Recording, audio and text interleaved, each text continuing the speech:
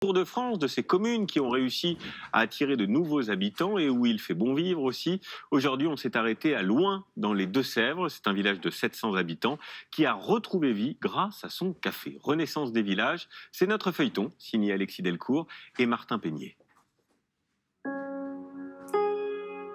C'est un rayon de soleil au cœur de la grisaille.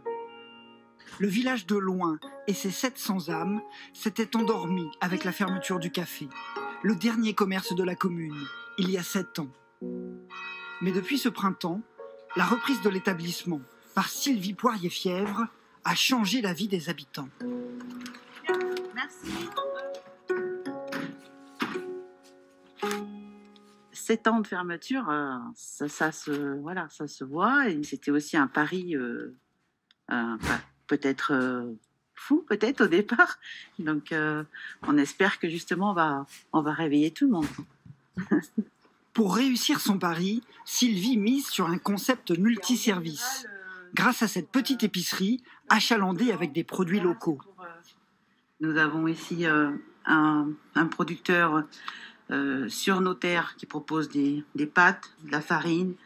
On a aussi donc Hugo qui nous fait le miel vraiment de loin, on va dire à 2 km d'ici.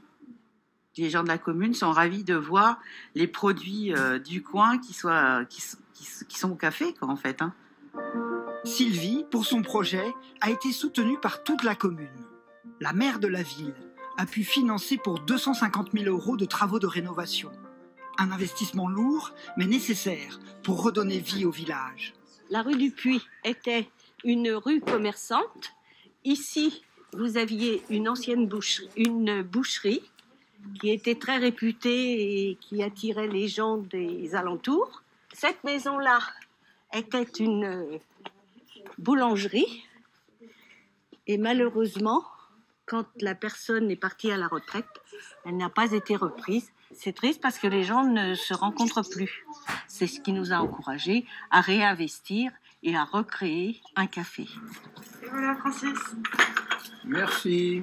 Un engagement apprécié par cet habitant qui a subi la longue période creuse de la vie du village. Avant le café qui nous rouvre, c'était mort. Personne, tout le monde chez eux. Quelques jardiniers. Oui, complètement. Ça a bien relancé. On voit beaucoup plus de monde. Et on ne vient pas ici que pour boire au comptoir. Une association organise des ateliers couture et tricot. L'occasion d'apprendre et de papoter entre 2 crochets. Je trouve que ce Covid nous a bien pesé, là. Nous a bien isolés tous dans nos maisons et qu'on a besoin de contact avec les gens. Il manquait quelque chose, il y avait besoin d'un café, il fallait qu'il rouvre. C'était indispensable malgré tout. Même pour les anciens, les jeunes, les anciens, tout le monde a au moins son lieu de rencontre. Le village retrouve une âme. Et le village a aussi trouvé son âme d'artiste, en la personne de Greta, une peintre anglaise. Elle s'est engagée à produire pour le bar une nouvelle peinture pour chaque mois de l'année. Le bar a aidé moi beaucoup. J'ai actuellement beaucoup de commandes parce que les gens regardent les peintures. Régulièrement, Greta se rend au café pour s'adonner à son jeu favori. J'allais jouer échecs. Chaque week-end, il y a beaucoup de choses à la bar.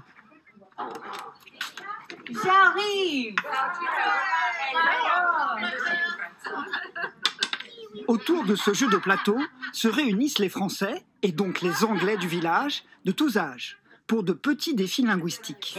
Days of the week. Yes. Lundi, mardi, mercredi, jeudi. Il y a une grosse communauté anglaise dans le village et dans les villages à côté. Et puis en fait, avant le café, on ne se connaissait pas. Avant, on ne rencontrait pas de nouvelles personnes. Maintenant, nous nous sommes fait plein de nouveaux amis ici au café. On vit tous ensemble en fait avec ce café. C'est ça. Si des fois on partage des petits bobos ou les angoisses ou des choses comme ça. On partage aussi du réconfort. Ce soir, Sylvie prépare une soupe avec les légumes du jardin, apportés par les habitants du village. 3 légumes qui viennent de chez moi. Et comme souvent désormais, c'est en chanson que se poursuit la soirée.